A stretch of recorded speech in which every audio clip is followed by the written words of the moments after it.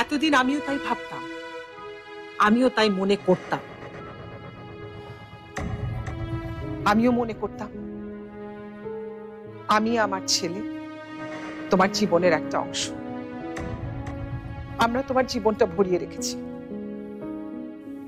কিন্তু না, আজকে আমার মনে হলো তোমার জীবনের সবচেয়ে বেশি গুরুত্বপূর্ণ তোমার ভাই আর তোমার ওই ভাইয়ের মেয়ে। আমি আমার ভাইজানের শেষ ইচ্ছা পালন করছি রাশিদা। একজন মৃত্যু পথযাত্রীর জন্য জীবিত মানুষকে কবর দিচ্ছ, একজন মরতে যাওয়া মানুষের জন্য জীবিত মানুষ, তাও আবার নিজের ছেলের জীবন নষ্ট করছো। এটাই তোমার বিচার, এটাই তোমার বিবেক? কারো জীবনই আমি নষ্ট করছি না রাশিদা।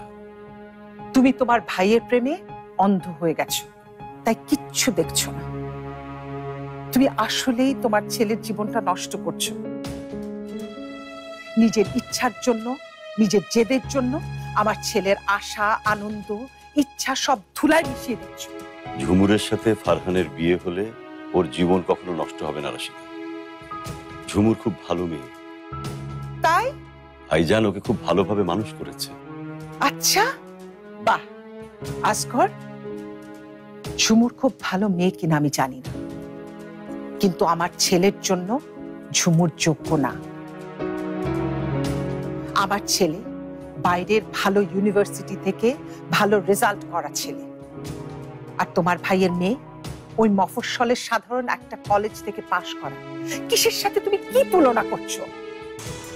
ফারহানের স্ট্যান্ডার্ডের সাথে কখনো ওর স্ট্যান্ডার্ড মিলবে?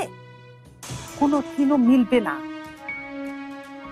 তুমি এটা ঠিক করছো না আসগর, ফারহানের সাথে একদম ঠিক করছো না। ফারহান শুধু তোমার ছেলে না রাশিদা, সে আমারও ছেলে। সেখানেই তো আমার আফসোস, তোমার নিজের ছেলে হওয়ার পরও তুমি ওর সাথে জাস্টিস করতে পারছো না। কেন করতে পারছো না? তোমার ওই ভাইয়ের জন্য। তুমি না সবসময় আমাকে বলতে তোমার ভাইয়ের অনেক আত্মসম্মান, অনেক ইগো। এখন কোথায় গেল ওনার ইগো? কোথায় গেল ওনার আত্মসম্মান? ওনার এখন চাইতে খারাপ লাগছে না? হ্যাঁ, লাগছে না খারাপ? নাকি এটা ওনার কৌশলের একটা অংশ? যিনি সারাটা জীবন কিচ্ছু চাইবেন না, শেষে এসে ছেলে এবং রাজত্ব, রাজপুত্র সব একসাথে চেয়ে বসবেন, তাই না? বাস, ভাইজানকে নিয়ে আর একটা কথাও বলবেন না। তাহলে তাহলে আমি ভুলে যাব যে তুমি আমার স্ত্রী আর আমার ছেলের মা। এটা আমার বাড়ি, এখানে আমি যা বলবো তাই হবে। আমার ভাই এখানে, আমার ভাতিজি এখানে থাকবে এবং সে আমার ছেলের